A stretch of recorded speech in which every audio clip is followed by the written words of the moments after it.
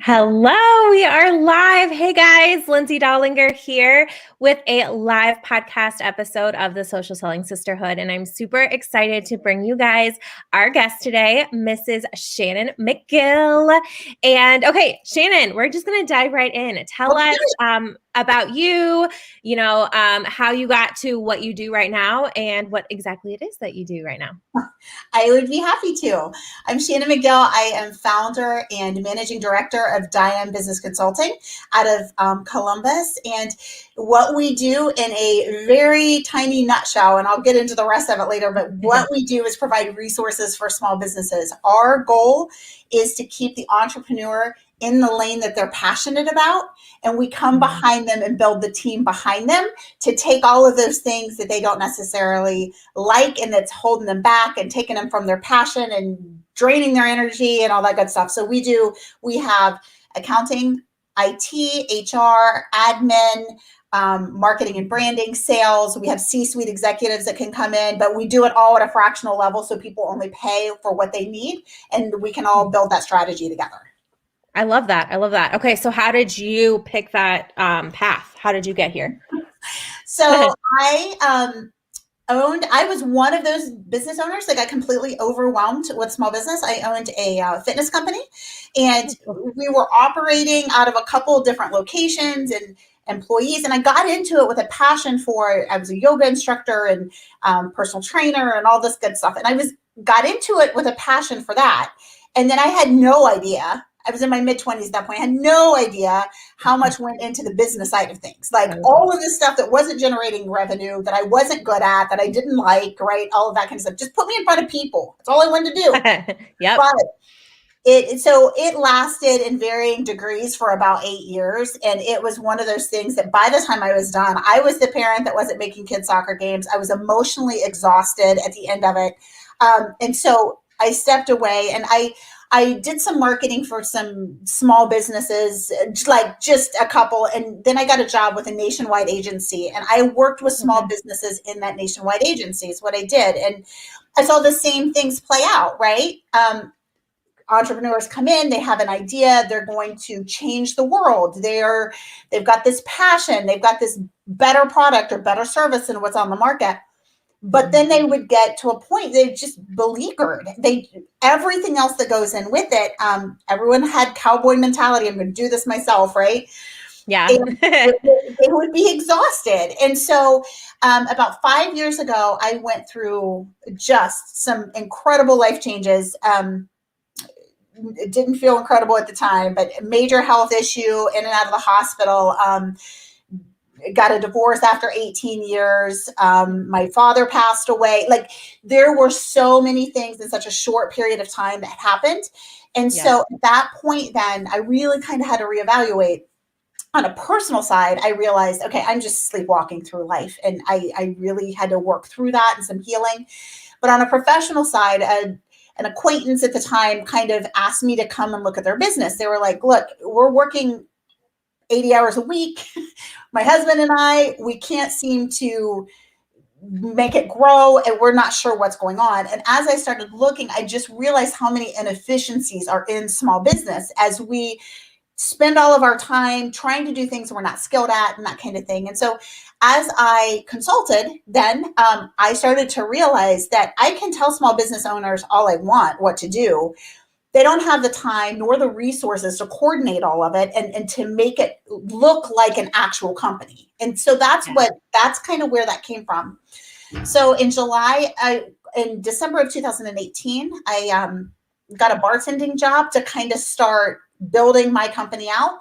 In July of 2019, I officially launched, and we were doing well. We were building that foundation. We were, let's do this.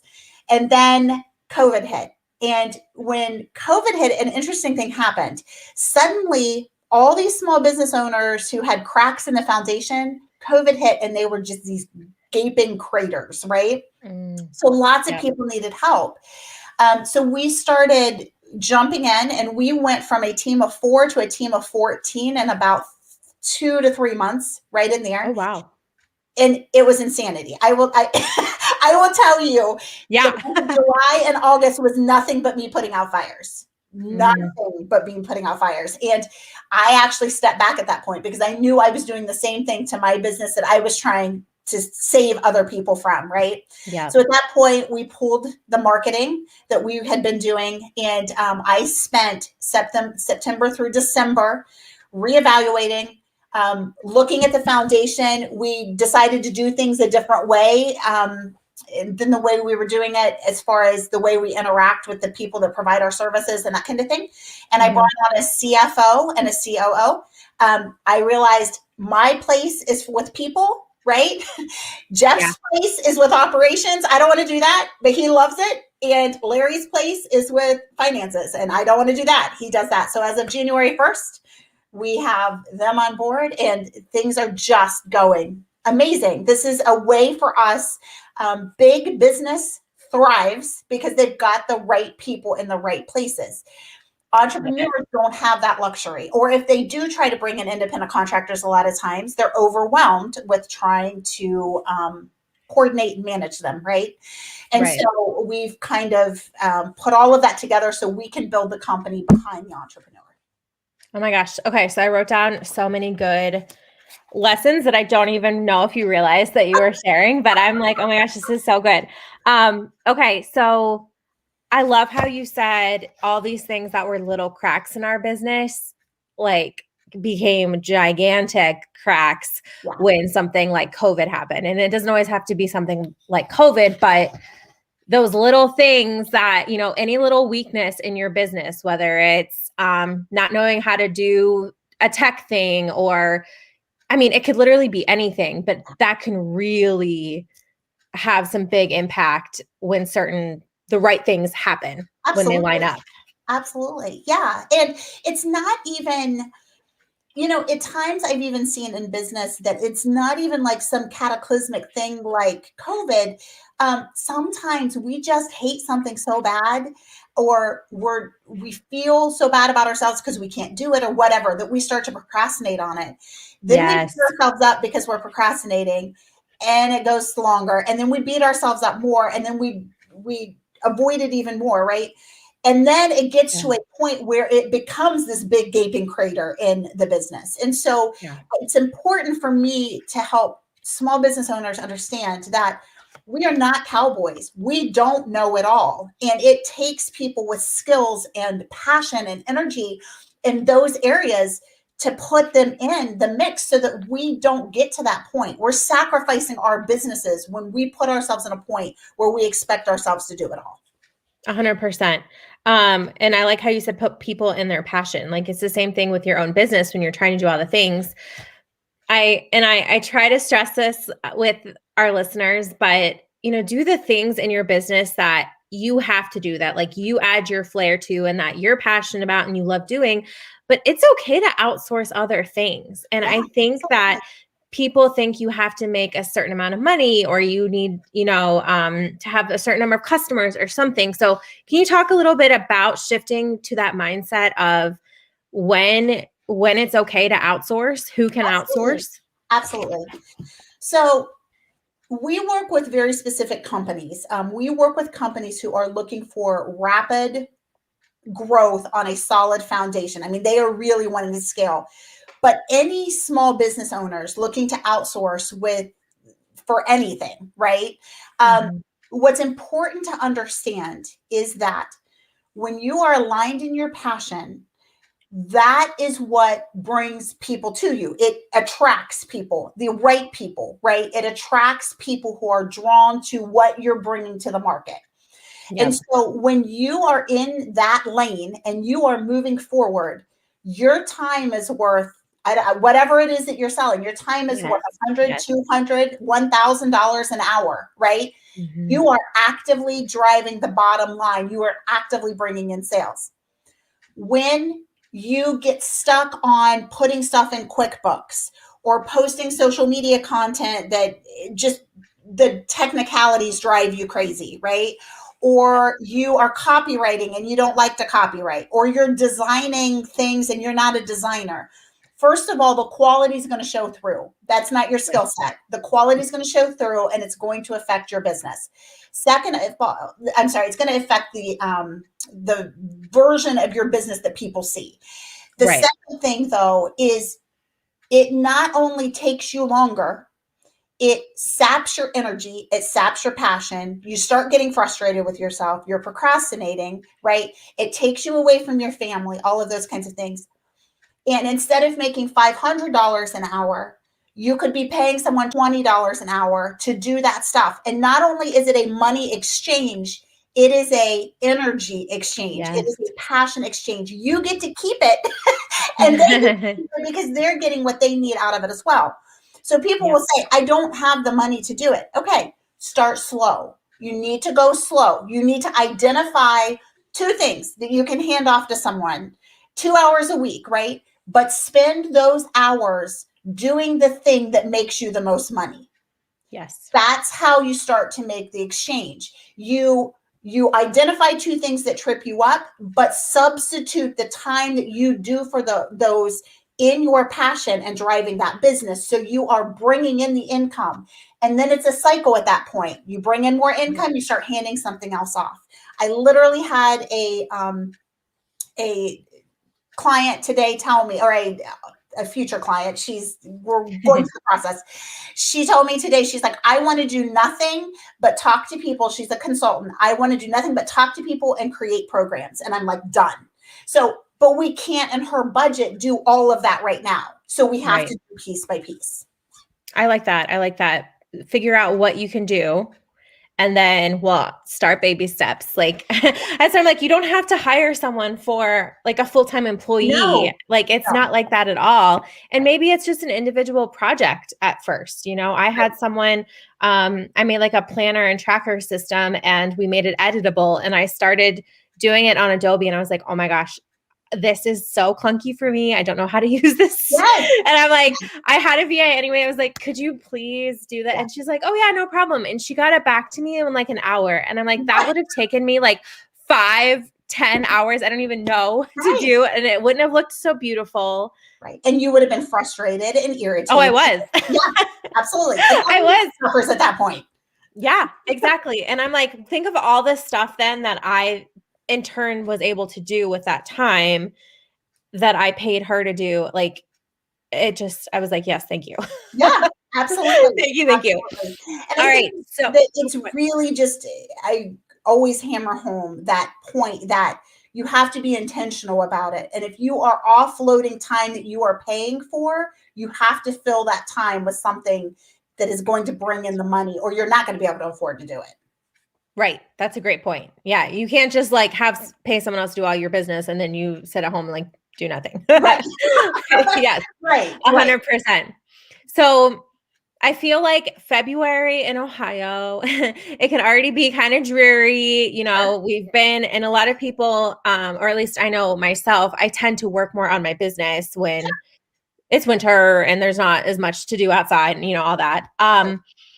What are some things that you can suggest to avoid burnout? Because you talked a little bit about how you were burning out in your 20s. And I mean, that's a very real thing. So is there anything besides hiring the help? Sure. Yeah. It's interesting.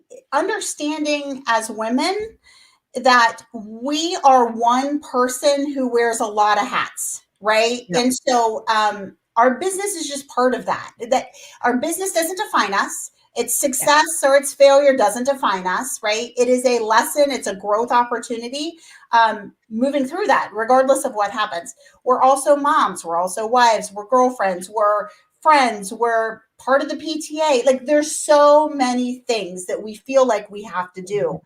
The thing that I have realized, and honestly, this has been a fairly recent revelation, and I'm working to get myself there, is switching the mindset of, okay, my clients need this stuff today, or my team members need this stuff today. Here's my to-do list. And then when am I going to figure out, when am I going to eat healthy? When am I going to work out? When am I going to meditate after that? I switched it to that stuff takes precedence. If that stuff doesn't get done, nothing else may get done, right? That stuff takes precedence. And the reason I've made that switch is because I'm not going to be good in any capacity. None. If I'm mentally unwell, if I'm anxious and tired and exhausted and depressed, or physically unwell, I'm overweight, or I'm eating unhealthy things and I don't have the energy, right? That kind of thing. Spiritually exhausted, where I don't have that thing inside me that drives me anymore, right? If I am not taking care of those things, nothing else matters. And it's such a short race to get to the point where I'm so out of balance and I can't do what I'm trying to do. So I made that shift in my mind, and I actually, starting in March, had blocked off my calendar until 10 a.m. So Nice. that's when I do all of that stuff. Now, if I have a doctor's appointment, I'll throw it in there, right? That kind of thing. But I identified in me that if what was happening was I would work a full day, then I wouldn't get my workout in, then I wouldn't get meditating, then I wouldn't sleep well that night. Then the next day I would be just a little bit more exhausted, right? Work a 10, 12, 14-hour day. And what this does is this forces me in parameters to make sure that I'm doing what I need to do for me. And then I only have so much time left to get my to-do stuff done. And if I don't get it done, I have to hand it off. There's no other option, because this stuff needs done. And a lot of times small business owners have a hard time handing things off, not because they can't, but it's because they don't know how to do it. If you put yourself in a position where you're like, oh my gosh, this stuff is not going to get done, I think someone else can probably do this part of it and go from there. Yes. Well, and too, and I don't know like who said this or whatever, but when you're given a little bit less time, then you have to be a little more efficient also with your work. So you're like, okay, well, I guess I can't, scroll through, or like done is better than perfect. Like we're going, Absolutely. And that's human nature, right? If we have 3 things to do and we have 8 hours to do it, that 3 things are going to extend over that 3 hours. If we have 3 hours to do something and 3 things to do, it's going to extend over 3 hours, right? It's human nature to kind of fill that time with what we have on our list. 100%. Yeah. I just recently made that same switch where I'm like, because I wasn't getting my workout in, I wasn't getting, and I was eating really unhealthy, and I was catching myself stopping getting fast food because I'm like, okay, I have blah, blah, blah lined up, and there was no me time. And I was like, okay, I got to switch. Like literally like 3 weeks ago made the switch. Yeah, and it has been. It must have been something in the air. I don't know. Yeah.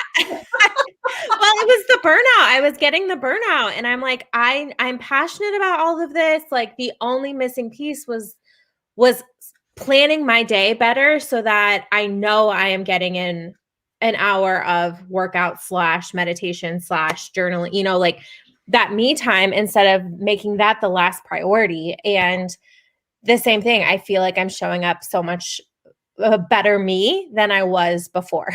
And the interesting thing that I figured out through all of that was, and I think this is what made me realize to make the switch, was I could literally work 14 hours and there still be things to do. Like it never ends. There's always things to do. And then that's when it occurred to me, okay, so I'm going to have to put parameters here somewhere, or I am going to be burnout. I'm going to be miserable. I'm going to be unhealthy. And then everything around me, all those balls are going to start dropping because I'm not there to keep them going. Yes, 100%. Okay, so while we're talking about time management and efficiency a little bit, what would be maybe a tip or two for maybe a new business owner or someone who has been struggling and they're like, okay, I'm getting back into it, that you have found has either worked for you, or maybe you tell your clients, just something that we can add into our day? My advice for time management, money management, skill sets, all of that good stuff is know yourself. I am a free spirit by nature. I no problem whatsoever looking at my watch and being like, you know what? I think I need to drive to Chicago tonight, or maybe I hop on a plane and go. Like that's me. I love that. Right? Yeah. So what happens when I fill up my schedule with, like you hear, don't put it on a to-do list, put it on your schedule. So I've done that. I've like filled up my calendar one thing after another. So I make sure I get it all done. I look at that in the morning. Internally, I freak out and I shut down. It's too much pressure. Like my free spirit hates it. When I have a block of time and I literally just float from thing to thing, something will pop in my head and I go do that. And then something pops in my head and I go do that. I get so much done. Now, to anyone looking on, it would look like I was being very inefficient, right? I'm not blocking time, all of those standard things. Yeah. Right? Yeah. Right. But I get so much done. That's the way I work and that's the way I function. So my encouragement for people is learn, study up on all of the different techniques, learn and then try them. And if it feels heavy to you, if it feels anxiety inducing, if it feels that kind of thing, maybe that one's not for you. Move on to the next thing. We function best when we're in alignment with ourselves. And so it's important that we take that information in, not feel guilty about it if it's not for us, but to kind of internalize it and try it. See what happens. If it doesn't work, move on to the next thing. That's so interesting. You're really the first person I've ever talked to that runs that way. But no, it's so good for me to hear that because I'm like, I can totally think of some women on my Color Street team right now who completely align with you and like have really been struggling with, like, we do power hours and it's very structured. Well, we have a very structured one and we have a not so structured one, but even the not so structured one, there are a few women who are like, this is not how I work. Yeah. And so I'm so glad you just shared that because I'm like, oh my gosh, I am totally sending this to them because they need to hear that it's okay. Like it's nothing. Yes. And what happens is we end up creating all the shame in our heads because we can't do it right. What's wrong with us that we can't do it right? And those kinds of things, those power hours and that kind of thing, I know which ones that I can be involved in and which ones I can't be because I do. I get all kinds of it's like a mental block for sure. It is because that's the thing. We don't want to feel bad afterwards. So our brain starts shutting things down because it doesn't want us to feel bad. It's trying to protect us. And if it's not in alignment with who we are, we're going to have a really hard time doing it. Yeah. Okay. So what does this look like? Do you like have an overall to-do list or like a task list and you pick from it? Because I'm like, there's no way you can remember all the things that you do. So I use a Trello board. We use Trello for project management across the company, but I have just a running list and I put the due dates on them. So it pops up, when that kind of thing. I review it in the morning, just kind of look down through it. And then I give myself 2, 3, 4 hours and I literally just pop from thing to thing to thing. When we start trusting ourselves, right? Yeah. When we start trusting ourselves, we remember a whole lot of stuff. When anxiety kicks in is when it starts to like blur all of those things. If I need to hop back on Trello, I will to look at it. But I'm always shocked at the end of that time that I've given myself, how many things I get in. I'm like, I did that, I did that, I did that, I did that, I did that, right? It's just now I might not have done anything all at once. So I don't hop back in and knock off one at a time because then I would get discouraged because I'm halfway through 18 things, right? Right. But when I'm done, it's amazing to me how much I have gotten done. And that's how I roll. It just works for me. I love that. No, that's so good. I am so glad that you said that. Because like I said, I've never heard anyone express that fits better for their personality, but it totally makes sense. Yeah. And it's also good for us to remember, especially when we're working with teams or, other people who are, whatever your business is, you're working with someone else at some point in time, that not everyone works the same way you do. And that's a huge part of building your team successfully. Absolutely. Okay, so we talked about boundaries. You talked a lot about pivoting as well in your story, even so much recently in the past year. Do you have any, if someone feels like they're maybe not so in tune with, okay, I'm ready to pivot and do something, like, how do you know when it's time to pivot? So I think the foundation of anything is health and healing internally as women, right? And then everything else flows out of that. And so, as far as 3 years ago, 5 years ago, that kind of thing, I had so much anxiety, so much shame, so much of that kind of stuff that I would have never trusted myself to make the decisions on the fly that I have to make now, right? Our company has big ambitions. We're going nationwide. Like we have these huge goals for the next 10 years. And so there's no way I could have done what I'm doing right now. So it took some time to heal and to grow in those areas before I got here. Now it is a belief in myself and where I'm headed. It is that belief that, yeah, I am going to hit those. And if I don't hit those goals, I'm going to do everything that I can too. And I trust myself. So when the time comes, in a new business, a business is just over a year old, when fires are going off everywhere, I had a decision to make. Okay, do I muscle through this, or do I back off, take the PR hit, people being like, you're only a year old, but taking the PR hit and thinking, okay, we can do this smarter. And we're not going to be able to support clients, right? And the way we want to support them if we don't make sure our foundation is strong first. And so I chose to do that. I couldn't have done that 3 years ago because the embarrassment of what people would have thought, or right, that kind of thing would have been too much. So I think when you're talking about deciding when it's time to pivot, you have to determine, is this based on my goals and what I'm wanting out of life and where I'm headed in this business? Or is this based on what other people think? Or is this based on traditional wisdom, right? Traditional wisdom is good, developing all of that, but they're puzzle pieces. We have to look at them and determine, does this fit my puzzle? Does this work here? And then understanding that we're going to pivot a lot. And sometimes as small business owner, it's going to be amazing. And we're going to be like, yes, best decision ever. Sometimes it's not going to be so amazing. And those are lessons. We step up, we dust ourselves off, and we get back at it. Oh, love that. I heard so much mindset in there. Like, oh yeah. How so do you read personal development? Listen, like, what do you do? Okay. Yeah. So I have a business coach. I also have a mindset coach. I was gonna ask you. Yeah. And then I read, listen to podcasts, all kinds of good stuff. Do you fit that into your daily routine in the morning? Absolutely. Yeah. I totally do too. Yeah.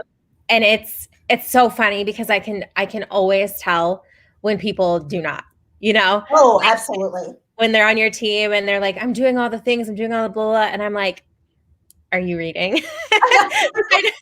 Are you listening to a podcast? Like, I know it sounds woo-woo, but like, are you doing it? Right. Because we are what we feed ourselves, just like our bodies are what we feed ourselves, right? Our minds are what we feed ourselves. And, it's interesting. Something that I've just started doing in the last couple of weeks that is, I love it, is at the end of the night, I'm writing in my journal things that I commit to leave in this day.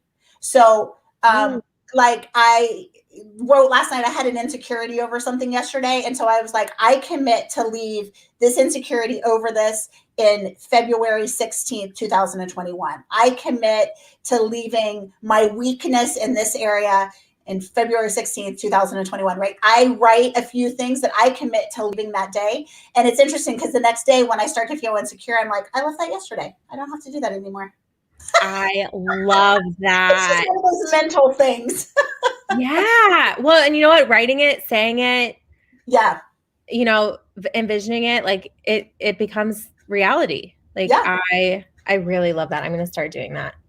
Awesome. Oh my gosh. Okay. Is there anything that you want to share that I have not asked you about that's like really on your heart to share to the women business owner listening to this?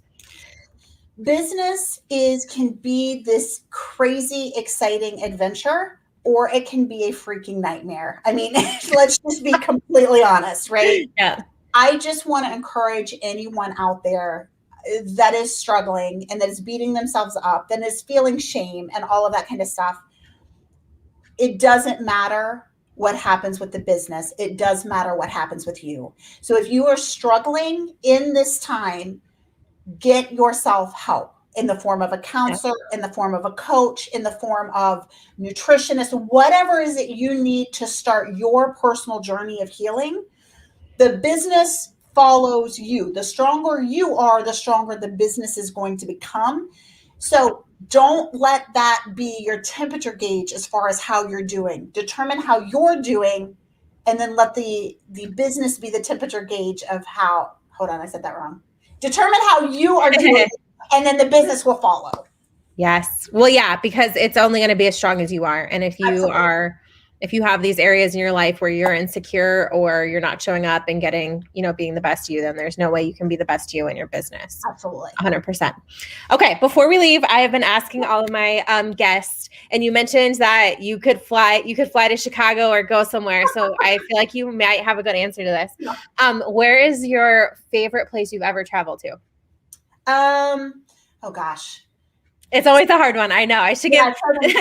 Probably recently, it has been Portland, Oregon. About 18 months ago, I think I spent 2 weeks there, and it just is so fun. So fun on the Pacific Coast. It's a fun atmosphere, that kind of thing. But love the Caribbean, of course. Love Siesta Key. My daughter and I took a impromptu trip to Siesta Key last summer, and that was a lot of fun. So yeah. I just love. I love that. I've actually never been to Portland, Oregon. It's on my list. It's oh my gosh, absolutely have to. Yeah. I've heard it's like a really trendy town, right? It is very trendy. It's funny. It's definitely not Midwest culture. It's fun to just kind of step back and watch everything unfold. But my favorite memory of I went to, it was something called Sofer Sounds, and it was basically you sign up, and if they only select a certain number of people, and those people then the day of are told where to show up and what 3 local bands are playing. And so we ended up having a concert with 3 local bands in this skyscraper filled with windows as the sun went down over Portland. It was the coolest experience ever. Wow. And there were only like 30 of us there, right? That's the only the amount. And so just putting myself out there in different cultures and being able to experience some of that stuff. Oh, that's so cool. I love that. I'll definitely have to reach out to you if I ever go to Portland and ask you for the name of that again. Awesome, Shannon. Well, how can everyone connect with you? And guys, I'm going to put all the links. If you're watching this live, they should already be up there. But if you're listening to this on the podcast, check out the links in the bio. So Shannon, how can we connect with you further? So I have a strong personal brand as well. We're actually developing it more, so I've pulled back some on that. But feel free to connect with me on social, Shannon Close McGill. And then on Facebook, Instagram, and LinkedIn. I'm on there personally, but then also Diam Business Consulting is the company page. And I post a lot of empowerment type things for small business owner and mindset things for small business owners. So even if, you're not in the place right now that you think you would utilize our services, we speak to small business because we believe that we're stronger together, and small business can be a mighty team. No matter where we are, we can link arms and move forward together. So I'm here to facilitate that. Awesome. I love this. Oh my gosh. You gave us so much good just advice. And like, I haven't written down this much in a podcast interview for a really long time. So my gosh, thank you so much. It means the world to me. Yeah, seriously. And I am totally going to get off here and send these links over to a couple women on my team and be like, you're fine that you don't like our power hour. It's fine. Okay, Shannon. Well, thank you so much for your time. I really appreciate it. Bye.